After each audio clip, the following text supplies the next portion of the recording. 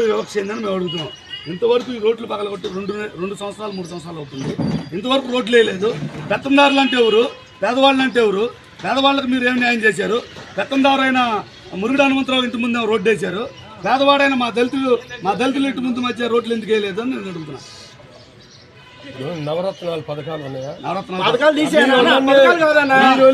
ఏం చేశారు చెప్పండి. పథకాలు మనుషులుగా ఇచ్చారు. ఎంతమందికి వస్తున్నాయి పథకాలు? అందరికీ వస్తాయి. మీరు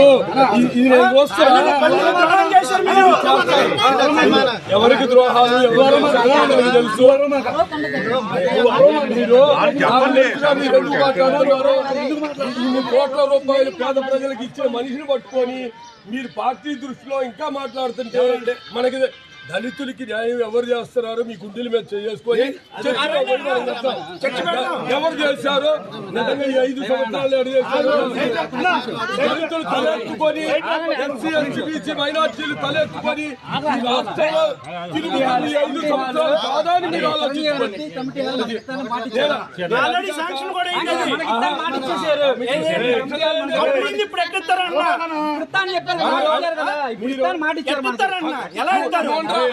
అధికారులు ఇప్పుడు